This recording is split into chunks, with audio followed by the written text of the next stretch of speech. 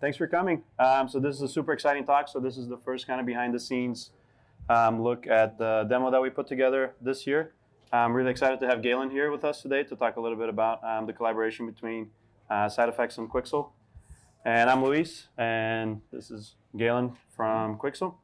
So last year we actually did a demo together at GDC, and some of you guys might have remembered this. It was kind of like a racing game, and that one was kind of led by us, and then Quixel kind of provided all the Megascan assets, and Victor actually came in and helped us out a lot on the final look and the kind of polish. But this year it was actually Quixel led it, and it was a little bit bigger involvement or a bigger project. So you want to talk a little bit about the... Yeah, so I'll give just like a little bit of background just in general about the demo and then how all the different kind of partners fit in. So what we did is we set out to go on a scan trip last year, midsummer, around June, to Iceland to scan in the most terrible conditions ever, and got some of the coolest content that we've ever gotten. And so we really wanted to kind of make a demo here that kind of highlighted a couple of key things for us. Obviously, the Megascans content, making that kind of be like the shining star of everything that we're looking to show visually. And then obviously kind of working with the team at SideFX and getting some amazing support from their tools team. And then we also worked with Beauty and the Bit for some visual development, and Ember Lab as well for all the music, audio, and some narrative support as well.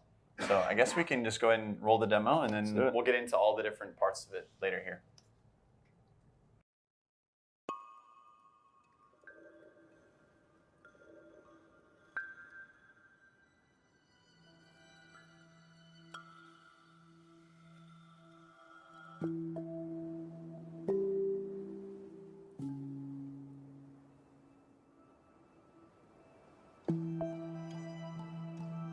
Adaptation.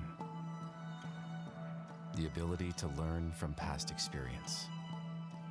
The use of knowledge to alter their environment. These virtues defined our creators and drove them to the brink of destruction.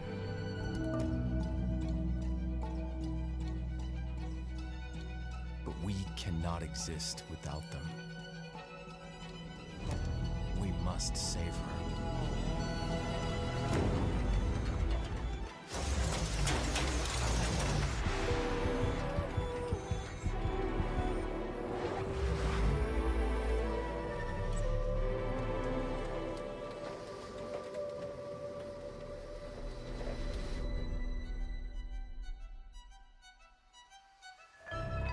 What of our creators exists within us?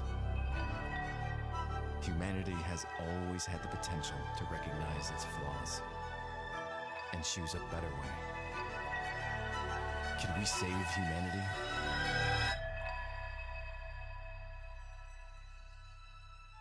Was bringing her here the right choice? So what we're going to do is kind of go through all the different parts of the demo, and so you guys can kind of get a little bit of insight into some of the things that went into kind of creating this. So I guess like from the start, what I'll say is that we made a really, really small team here. So there were 3 environment artists that actually worked on this demo. And like I said, the time frame was incredibly short because we went on the scan trip in June. So in earnest, we would have actually started production somewhere in like late September, early October for this, as assets were starting to like actually hit the library. And so, yeah, I mean, essentially what we were kind of looking to do is create something in Unreal 4 that was running at a very stable frame rate for the artists to be able to kind of create something and create basically a movie demo or movie trailer of sorts. Yeah. You can just drive it if you want. Perfect. Okay, cool. So I'll talk a little bit about Iceland just in general. So Iceland is one of the biggest trips we've ever taken as a company. It was actually over a dozen team members that set out to go and scan for an entire month in, like I said, some of the worst conditions ever. These are some of the nicer conditions you've seen here. But basically what we want to do is kind of challenge ourselves here as far as the type of content that we were getting, the scale of the assets of something that was borderline unprecedented for us, and the quality of everything that we were able to achieve here was something that was pretty impressive. So we have a wide variety of scanners that we use at Quixel. Everything's completely proprietary. All the hardware, all the processing power and everything that we do under the hood is completely proprietary. So we can basically ensure that we have the highest quality scan content that you can get on the internet. So essentially from there, what we want to do is kind of take all this content and kind of make it into something that was kind of story driven in that regard, and kind of use tools to kind of efficiently kind of power the pipeline, and just empower the artists even more with the tools that Unreal 4 offers and everything that Houdini has to offer as far as support under the hood. And so we worked very closely with the team in SideFX early on in pre-production to try to figure out exactly what we were going to need, and the project evolved a ton, even just in like pre-production, as it generally does. And so we started with a potential goal, and it obviously changed. So you saw the final result today. So initially what we did is we kind of started with a really basic outline of like a story. So we enlisted our friends at Beauty and the Bit here to actually kind of help with kind of crafting a really simple narrative. And these are some of the initial key art shots that we kind of gathered from it. And so they were doing some really interesting kind of renderings, maybe feeling out what the world could potentially be. And so we started with this idea of maybe these giant mega structures are kind of in the middle of these kind of borderline like post-apocalyptic and kind of alien-like environments that are just super desolate and dark. So we started to kind of investigate this as a potential route. Early codename was like Noah potentially, and like arcs as like the things that the travelers would potentially be going to. So this is one of the early renderings of one of Victor Bonafonte from Beauty and the Bit, one of the renderings that he did, just a painting using some of the Icelandic assets. And this was really kind of a key moment for us when we saw this frame. He crafted this pretty provocative imagery here of kind of this vehicle that's moving across a very desolate space. And so we really wanted to kind of investigate that a little bit more and try to really stick as close as possible to a lot of what he was doing here conceptually. So as you can see, these are just some early renderings of trying to figure out exactly what that could look like. But ultimately, we were leaning a lot on this type of reference, which is literally stuff that was just shot out the window of the car, right? Looking at landscapes. And this is largely what informed a lot of the pre-production that kind of went into actually creating this demo. So as most of you guys are likely developers that are kind of developing this type of high-res content, you know how important it is to have just really, really sound reference. So on top of getting a ton of scan data from everything that we received in Iceland, the guys were constantly shooting just to try to figure out exactly how we could kind of capture this stuff and turn it into something that was usable. So again, just like more reference photos here of just trying to figure out how we would potentially kind of world build this stuff and how assets kind of work together in a scene, general atmospherics and this type of stuff. I mean, you can see here just like how important like these types of shots actually influenced a lot of what actually ended up being Final Pixel in the demo. And then obviously like some of our more iconic assets here, if you go back through and like rewatch the demo, you can see like true to life, these are exactly the assets that were captured on location that we featured very prominently in the demo. So this is one of our first lamps that we ever did. So just to kind of zoom out a little bit from like an art direction standpoint, what we wanted to do is kind of create something that was very cool in nature to start, moving into a lot more kind of warmer tones with some earth tones kind of in the middle here. And the idea was that we wanted to start micro to macro, moving from cold and cool to warm and bright, with a lot of kind of tension and everything kind of ratcheting up towards the climax, and then everything that was kind of happening there as far as the resolution musically, and then in the colors as well. So we started early on with some basic tests in Houdini and in Unreal 4 here, trying to figure out exactly what these assets could potentially look like at some of our highest resolutions. And so we started to kind of actually like show, basically like what it would look like to actually have a vehicle sort of moving through the space, and what it was looking like to actually have our high-res assets from Megascans actually in the scenes. We'll talk a little bit about the mesh processing side of things as we kind of get a little bit further in here. But we started to kind of investigate this vehicle because we decided that the cigarette box that you just saw in there was just not going to cut it for our demo. So we enlisted the help of Fausto De Martini, who's an amazing concept artist and designer. And he did this beautiful rendering for us of the vehicle. And so this ended up being one of the things that we feature pretty heavily. It's important to note, as you guys saw in the demo, that it's really not something that we feature in a big way. Like there isn't like this amazing reveal shot of the car that like slowly pans over, you know, like a Forza or, you know, any of the amazing racing games that you see. So Houdini was used largely in this capacity here to kind of quickly create a mesh that was going to be usable and functional for the needs that we had in the demo. It was not worth our artists' time to sit here and go through, retopologize, bake down all this stuff to make it like this amazing game res model. So the game dev toolkit inside of Houdini really empowered us to be able to kind of take something that was obviously something that's super important in this demo and make the turnaround time next to nothing, right?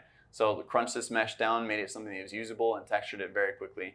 So that was kind of the general exploration of that. So moving more towards some of the other pieces in the demo where Houdini was definitely kind of utilized here. So we started with this idea, like we said, of these mega structures. This is a really early rendering of what that actually looked like.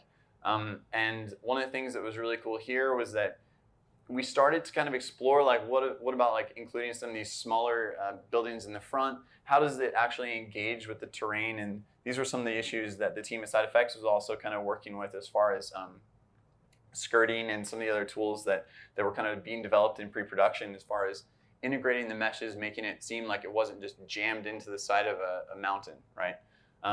And so one of the big issues that we also struggled with, as you could kind of see in this shot, this is just a concept rendering, really basic geometry here. But scale was one of the issues that we really kind of struggled with. As you can see in that last shot and any of the shots that are approaching the building itself, scale is one of the things that's really, really difficult to sell. And so we actually pushed the engine really to its limits as far as the actual scale of the scenes themselves. Default Unreal scenes are actually relatively small compared to what we needed in order to kind of make this a reality. And on top of that, the surfacing detail was something that we really needed to iterate on quickly and be able to create something that was selling that scale. And this is where Houdini was hugely important as far as being able to actually resurface and texture and create something that was actually useful on the surface here. So we'll have a couple like close-up shots, and Luis is going to go into detail about some of the greebling tools that they made to actually sell this. But scale was something that we wrestled with a ton during this demo, and so the tools that they provided here, he'll go into it, but just a lifesaver for that. So one of the other things that we did in sort of crafting this amazing experience here is that we enlisted the help of our friends at Ember Lab to kind of craft an amazing musical score for this. And so when I went to dinner with the composer for the first time, we're told him the premise of what we want to do with Iceland and everything. He instantly had all these light bulbs going off, and he was like, "You will not believe this. There's this amazing guy who carves all of his instruments out of ice. And literally, like, he makes horns and xylophones and all types of stuff, percussion, everything. And basically, he makes these beautiful soundtracks and scores like with just ice." And so literally what we did is we contracted this guy. We rented an ice rink up in Canada, and we recorded all of the sounds that you're going to hear in the demo. So definitely go and like listen to it again with headphones and really try to pick apart like these really unique sounds, because I think it's something that's incredibly unique and adds this next level kind of dimension to what we're actually selling. So all in all, I mean, this really was just like a general work of art across all the different disciplines, all the different people that were working on it. It was just an awesome team effort. So. And there's Jason, our composer at Ember Lab.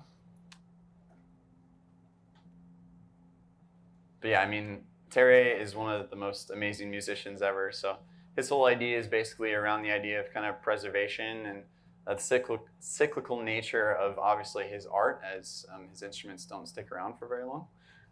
And so the idea of kind of preservation, and he does a lot of recording actually in glaciers. It's pretty crazy. So check him out on YouTube.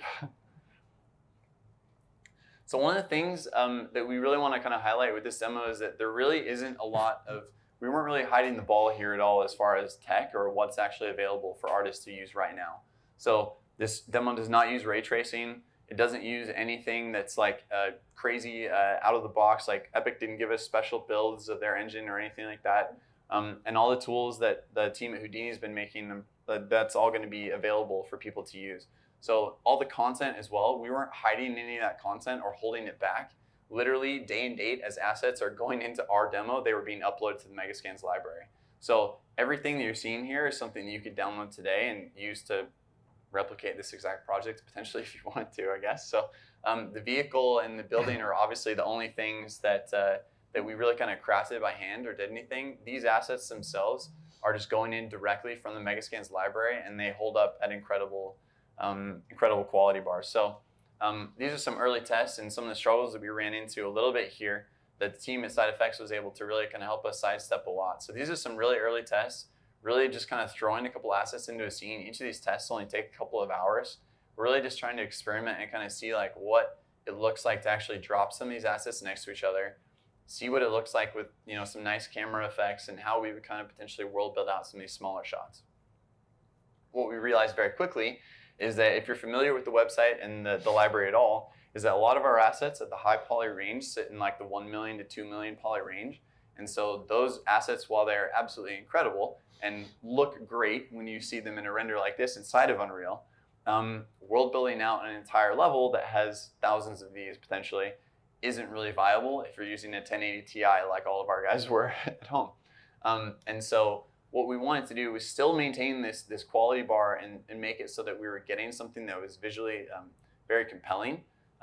However, we needed to kind of crunch this data down and kind of make it usable. So finding the sweet spot of actually like getting the meshes into where we needed them to be was something that Houdini played a central role in. So like I said, if you're familiar with the site, you know that there's a high poly version, 1 million, 2 million poly range if you're dependent on the asset. But then we also have LOD 0 through LOD 5 that are more game res versions that actually use traditional tangent-based normal maps and everything. And so from here, we need to find something that was basically in the middle, right? So Houdini basically played a role in crafting these meshes that were able to kind of straddle kind of both like the game res kind of pipeline and then the cinematic pipeline that we really wanted to kind of show. So again, these are early tests of showing them at the high poly range.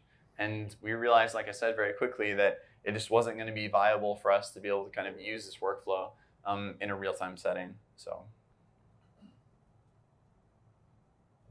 I'll just show you some of the shot breakdowns here so you guys can kind of see some of the meshes and the way that this is used. There's no matte painting or any fancy stuff like that going on. This is all geometry rendered in the scene. So again, we're really not trying to hide the ball here. Like literally everything that you're seeing is something that you can download and put into a scene right now inside of Unreal. So these are just some of the shots. You can go to the next one here. And then this is just some of the ways that we were actually able to kind of craft some of these scenes. So they're basic assemblies, right? Kind of kit bashing a couple of these things together, finding something that's compelling, putting some nice atmospherics in there. And Houdini played a large role in that as well. So Luis is going to go into that and kind of talk about the way that we were able to kind of solve a lot of these problems, the atmospherics and effects. Because that was definitely something that was super important in kind of capturing the tone and the vibe of Iceland in general. So.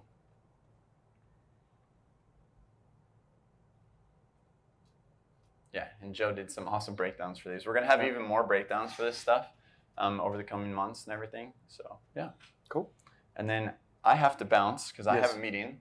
But we have a booth and everything. And if you guys have questions, definitely come find any of us on the floor. And we're going to be in Prague next month speaking. So we'll do even more of this stuff later. So so we're planning on doing a lot more breakdowns and everything. And then, the 2 of the 3 artists are actually here at GDC. So sometimes they're out down at the Quixel booth. So Joe Garth and Victor Oman are both here. So it's awesome to just go down and really ask them questions and be like, how did you use it? What was good and what was bad? So for sure. Thanks, Galen. Yep. Thanks, guys.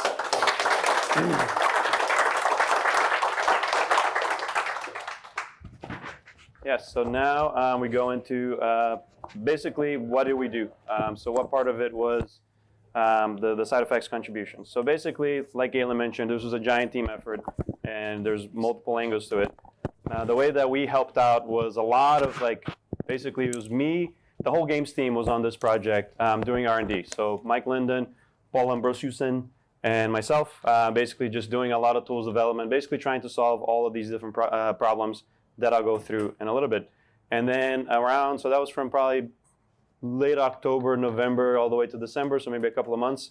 Then we kind of peeled off a little bit and worked on some other stuff. And but throughout the production, if the Quixel guys had an issue and they're like, hey, can you help us with this shot in particular? We basically go in, give them a little setup, and then help them through it. So one of the things that Galen mentioned was all these kind of atmospheric problems. So we could have just done, just try to use regular fog, but they wanted this kind of nice evolving fog. And if you just did your regular kind of card tricks to where you just have noise scrolling through, it just didn't look like it sold really well. So we started kind of experimenting and seeing what can we do. So Mike had an idea of basically starting to figure out flipbooks. So we started to basically try to get a flipbook that was these kind of rolling smokes. The trick was, because we were just mainly in pre-production and we're going to kind of hand off a lot of these assets to Quixel, we didn't want to basically hand them off a full simulation that they had basically either needed a render farm or had like to basically iterate a lot on. So we kind of moved away from the simulation route, and Mike actually came up with a procedural approach that was really, really fast for them to work on, and basically art direct it and play with it. So our job in this project wasn't really artists, it was just as tech support. So by being able to kind of use the power of Houdini and basically hand that off to the artists and give them simple controls and simple tools, they could craft exactly what they wanted to that looked exactly for the shot that they wanted to. So here's the actual breakdown of that asset that Mike did. And realistically, it is just a couple of different noise patterns that you can kind of tweak together. But the cool thing is that by doing this beforehand in Houdini, we can actually do all of the mixing that you would have done in texture at a kind of more coarser detail level, to where you can basically kind of blend two different noise together as they pan, and then you can do the up-resing at that final composite stage. So instead of kind of having two high-res textures that you're blending together and you start getting artifacts and you start seeing the blends, we do that blending at a kind of low-res version, and then we up-res that low-res version into a high-res noise, which starts to get those nice kind of evolutions of the fog. And then basically the Quixel team just went off and just generated a bunch of different flipbooks. I think there's 4 of them here. I think the total was around 6. And they just used those as cards. So here's a slightly modified shot that was a work in progress, where you can kind of clearly see the flipbook evolving through. And in the final shot, this was kind of slowed down, but this was one of our early tests to see, hey, could this work and does it look like what we wanted to do? And if you can see, you can feel the fog kind of moving and kind of evolving, which was the kind of look that they wanted to go for. And then here is with the kind of frame blending applied, so you don't see the individual flipbooks. So once it becomes a little more natural, and on the final shot is actually toned down even a little bit, so this is a little exaggerated so you guys can really see the movement.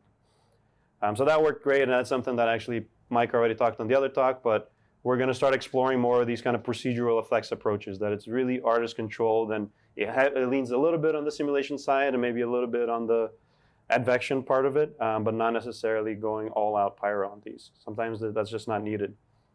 The other big part of the project was these kind of mid-res scans that we did. So Paul actually built a tool that we could process all of the Megascan library, all of the assets that they wanted to in batch and generate the right LODs for it.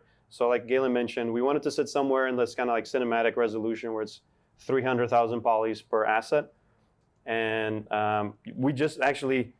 we waited for the assets to go online to the Megascan store, and then we just downloaded the files that everybody else downloads. So we didn't even have like a back channel through Quixel to try to get them. So literally the files that are here, they became online the day. We just knew which days they were being online. And then we just took the high-res source that was around 2 million. And then we did this batch process file script that basically you can just load up a bunch of FBXs, and we have a few tricks to it. So the one thing we did is we hardened all of the normals, and then to kind of get rid of a lot of the noisy detail that you get when you have those high scans, we could basically paint out and smooth out some of the areas so you don't have super high frequency detail. Then we exported out 3 different LODs, and we did a little bit of a channel packing to kind of get the textures in the right format that we needed for the game shaders. So the other advantage of having these kind of 3 LODs, so it wasn't just the mid-res, we did generate a couple of other ones, is that they could kind of ratchet up and down the resolution of the shots as they needed to. So a lot of the camera work was actually done on a Vive with Vive controllers. So the demo actually ran on VR speeds by just kind of using these auto LODs and kind of ratcheting them down a little bit. So this, according to the Quixel team, saved them weeks of work, to where that's just something that they didn't have to do, and now they didn't have to spend time processing assets, so that they could just use an automatic tool to kind of knock these out. So that was one of the big kind of, basically every asset on the demo ran through Houdini, which is awesome to be able to say. And then we got into terrain. So the Icelandic terrain was something that was kind of unique and not your traditional kind of alpine mountain that you usually deal with. So we had to really do a lot of R&D to try to get close to the look. So I had done some R&D before of those kind of a more procedural approach to terrain building. So I was like, okay, I've messed a little bit with terrain, so let me try to see and let's see where we can build it. So the Quixel approach was actually they used opentopography.org to download scanned pieces, or basically LIDAR data, which is not LIDAR, is digital elevation of specific places. And this is the actual place that they use. It's not in Iceland, it's actually in Alaska. But the way the workflow was, they would download these giant high-res pieces of terrain. They would run those through Houdini and basically get the textures and kind of get them processed. And then they would use these kind of hero blocks to kind of place the mountains around. So all the shots where there's like big hero mountains everywhere, those were basically LiDAR data processed in Houdini and then used in Unreal. So yeah, this is the actual, Galen made me, or asked me to say that this is like, if you guys want to go and download them, these are the places that they got the source from.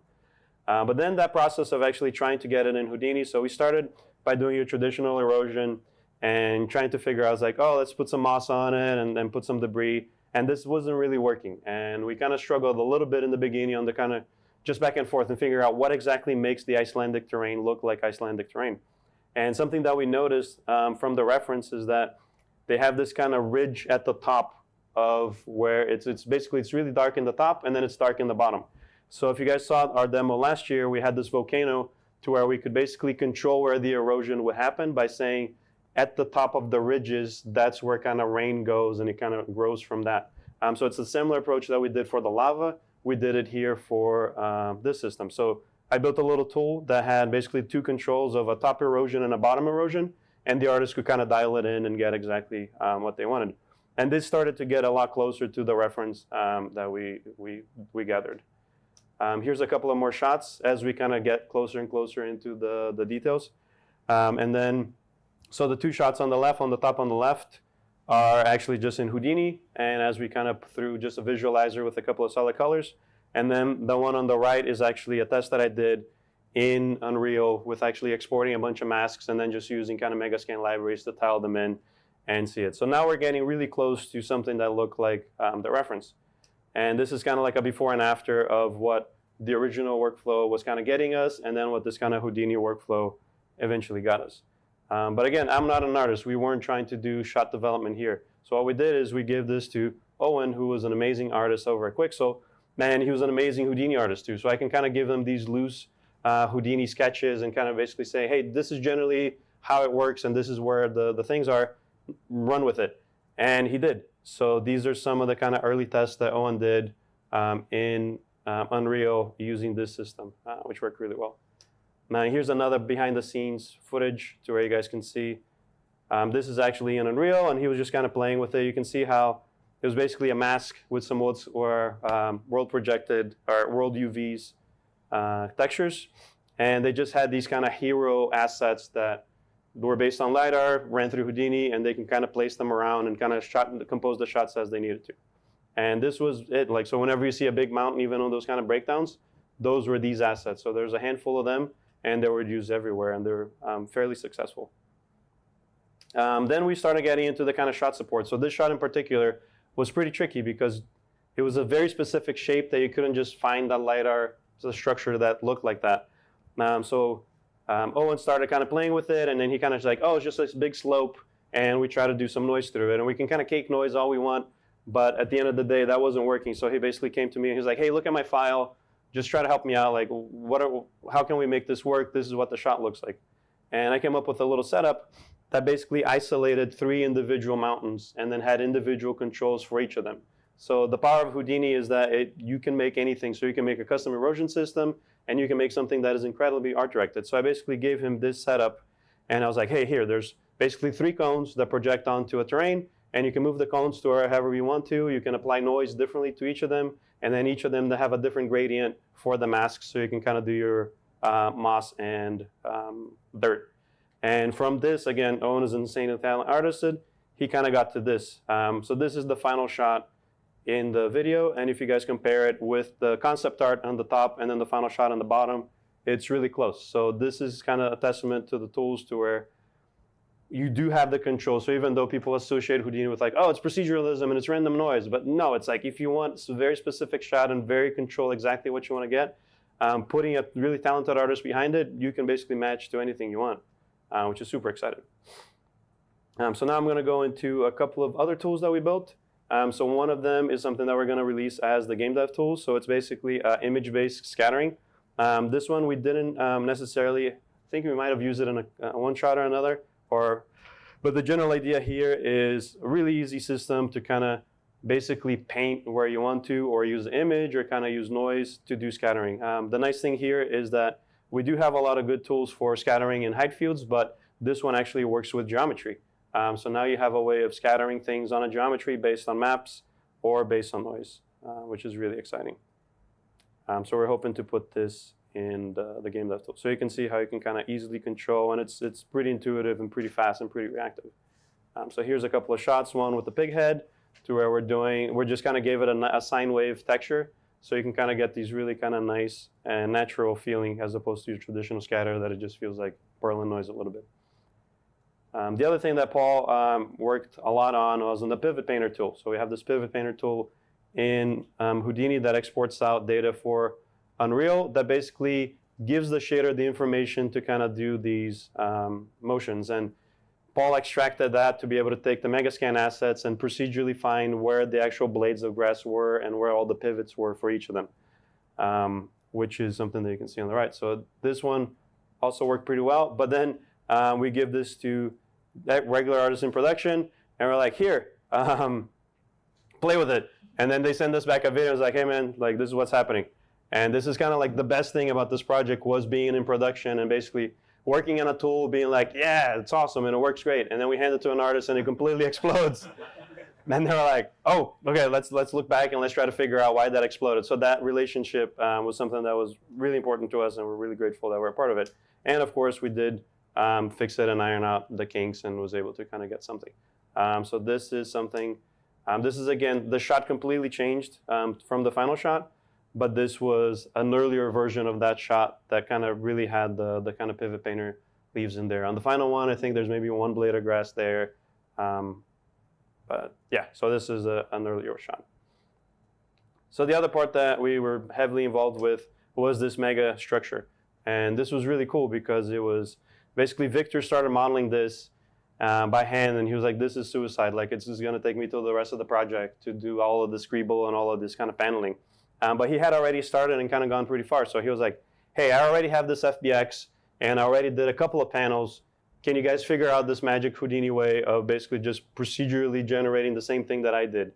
It was a cool challenge. So we started playing with it. It's like, oh, maybe I can do it with noise. So I used a couple of the kind of different noises that we have in Houdini to try to get to it. But Victor, being an amazing art director, he was able to say exactly what he wanted to. And it was great because he was basically art directing the proceduralism. And he was like, yeah, those don't work at all. And this is more of what I'm thinking.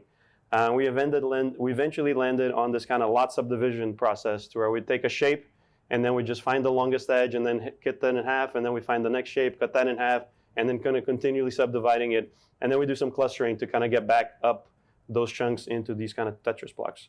So this was one of the early tests on the tools that started to feel like, okay, that's starting to get close to what we want. So this is actually applied to one of the assets. And we actually got to the point that the panels on the left, the ones that have the greeble underneath, were the ones that were done by Victor. And then the ones on the right were the ones that were procedurally done. So we're getting pretty close to actually matching the art style and the kind of art direction of what Victor wanted. And then here's the cool thing is that now you can do random seeds. And instead of like doing it once and then that's what you have and that's what you're locked into, you can kind of experiment and basically say, okay, I want to try something a little bit differently. And I was able to actually package this well enough that I could just hand this off now to Victor and let him play with it. So this is a shot of actually Victor being happy and being like, hey man, this is like, I did this one by myself and it looks like the other ones. So it's super exciting. So this is actually the tool in action. So I basically bring in this FBX that Victor gave me, and the workflow was you found one face that you wanted to kind of greeble up and isolate it. So basically we just went into this corner and we blasted everything else except the one that you cared about. And then there's the SciFi panel tool that I basically gave to Victor. And there's a bunch of parameters. So one of the parameters is just which angle do you want it to be? So sometimes they're kind of these weird 45-degree angles, so we needed to be able to control it. Needed to be able to control the border, which panels were deleted to kind of expose the underneath. We had controls for vertex color, so Victor wanted to basically do different materials for the different panels. So some are darker, some are lighter. And then we have this kind of lot subdivision algorithm that had a lot of control. So you can control the verticality of it. You can control kind of like a fade from lots of greeble to less greebles, or less greebles to a lot of greebles. You can control the regularity of them. So basically, do you have a lot of little pieces, or do you have a mix of big pieces and little pieces? So this was really cool to figure out and to do. The really cool thing is that this kind of lot subdivision tool is super applicable to city generation. So now we just have a nice way of generating sidewalks and basically building lots that we're going to be able to use. Yeah, so we're going to try to figure out, so this is super specific to the shot, because not only do we do the lot subdivisions, but then we do this kind of beveling of the edges and these kind of carvings to make it look like sci-fi. So I might just make it like a Quixel specific thing on the game development tool set that is just like, this is the one tool. I'll just put it on online as just an HDA. Because I don't know how relevant it is for other people, unless you really want to make this specific sci-fi look. Then we get into a couple of the abandoned experiments. So some of the things that didn't pan out as well, but they still have validity. So one of the things that we started to experiment was the underneath greebling of that mega structure. So that's kind of Houdini bread and butter. So like, oh, it's going to be really cool. I'm going to build these crazy things. So I built this crazy pathfinding system. That was a 3D pipe pathfinder that basically you would pathfind, and then the next generation will go and they would avoid the other paths. And then you could put spheres on it and kind of big cylinders, and it would kind of dance around it. And we actually got pretty far to it, to where I could do girders and I can do all these different pipes. But then realistically, it was like, Victor can just place those really easily. It's not like, that's not a giant win of the production time. So I basically just stopped it and I was like, hey, Victor, just for the 3 shots that you have, just move them there and you're done. And it's a kind of, you have to know when to use a procedural system and when it's just easier to do it by hand. Victor actually wants me to finish this tool now. He's like, no, dude, like that's super useful. I'd like to just finish it, and now we have this thing and I'll use it left and right. But for the production constraints that we're in, instead of me spending a lot more time playing with this and trying to package it, I could move on to terrain and basically kind of get these other big wins when it's, that made a lot more sense. But the paneling itself was kind of critical, because you couldn't have done that by hand. Another one that was kind of a weird experiment, and these shots basically got cut. We had a lot of these medium shots with a lot of scatter pieces, and what we wanted to is someone could hand place these assets and these like Quixel rocks, and we wanted to kind of tell the story of where they came from. So basically we wanted to generate these little trails of where they came from with landslides. So I actually built a solver in Houdini that the rocks were just statically placed in the world, and then they will kind of crawl back up to theoretically where they came from. So every frame you just kind of sample the slope and then find which the slope is the kind of closest one to the top, and you slightly build these little worms up. And you kind of have a distance, and you can kind of vary them by size and do all sorts of cool stuff. So this is kind of a variation of with lots of little ones and different size differences. Again, this is something that it didn't end up actually something that we use because of the shots, but still it's a cool solution that we might play with it a little bit more. And then the other one that was a really big one that actually was not necessary, which was a shame. So we actually built this whole tool with Houdini Engine in Unreal to basically merge the big quick Megascan cliffs with regular landscape topology. So what they wanted was, again, like they wanted a little bit of build up in the bottom of the cliffs and a little bit that's set on top. And they wanted to actually modify the landscape layers to have basically moss flowing around the object. And we wanted to do that on the big building. But eventually for the shot was like super far away and the building's in the corner. And we did the shot, we actually got it in Unreal and it was like, you can't tell the difference. So super cool tool, but realistically not for this production. So we might revisit it at a later point. So there's a lot of cool controls where you can kind of play around with the builds up on both sides, your round of emotion, how far off they went. So here's some ideas, like if you are trying to solve that problem, something that you guys might want to think about. Here's the kind of breakdown of that process. So you basically take the mesh and the terrain, you project the terrain back up into the rock. Basically you kind of generate a mask based on that. You just blur that a lot and basically get a blobby version. And then something that we used a lot, instead of the erosion node, we use the flow field node. So the height field flow field actually gives you these really nice curves and really nice channels that you can then use and do your own erosion to. You can kind of basically just move the terrain down a little bit by it. It's not all the way through to a proper erosion because you're not doing base frame by frame, but it's a lot faster. So you can basically do it once. Now you have this whole flow field for your whole mesh, and then you can kind of really easily either with a brush or with masks, kind of push things down where you want to, and they're pretty close. So this is what it looked like in Engine. So the one on the left is without the kind of mix, and the one on the right is with. And if you can tell, it's really hard to tell the difference. So I'm going to highlight it for you guys. So you guys look in these little channels. You can see how it kind of like fills them in a little bit. And if you have a game that you're kind of running up them, and that's the kind of scale that you're at, this is amazing. And this is like a giant time saver. But for these shots that are kind of farther back, realistically, once you start to look from the camera angle, it's just not worth the time. So the kind of few takeaways, really the wins that we had were just an insanely talented art team. So we had amazing concept from the beginning, and then amazing artists that could match that concept throughout the project. So that was a giant win. We were early enough on the project that we kind of knocked out a few really big tools early on. So we solved the terrain problem, which was a giant one. We solved the procedural fog actually came in through production, but that was an isolated problem enough that could have come in a little bit later. There's not a lot of dependencies on it. The mesh processing, that was super early, and because we have a lot of mesh processing tools already, and it's kind of our bread and butter, and we knew what we were doing, we knocked that out in a couple of days and saved them weeks of work. And there's some problems that were clearly identified early on that kind of helped us. And then Owen have some previous Houdini knowledge helped a lot. And still, it's nice to have that pairing to where you have someone that has a lot of experience that you can build the tools, but then you have some artists that are just maybe curious about it, and they kind of can handle some node network, and it doesn't have to be anything crazy, but they have that artistic ability, and they can basically nail the look.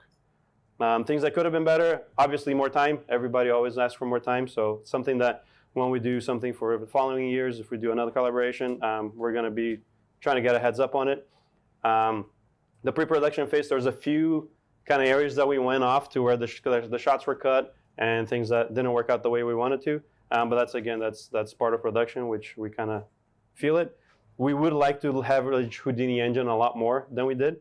It was just a matter of the production schedule and really the needs of the project. So had we stayed with landscapes, we would have used Houdini Engine left and right. There was an early decision to basically go to a mesh workflow where you have these hero pieces, to where the Houdini Engine just it didn't make a sense. So we kind of picked the right picks.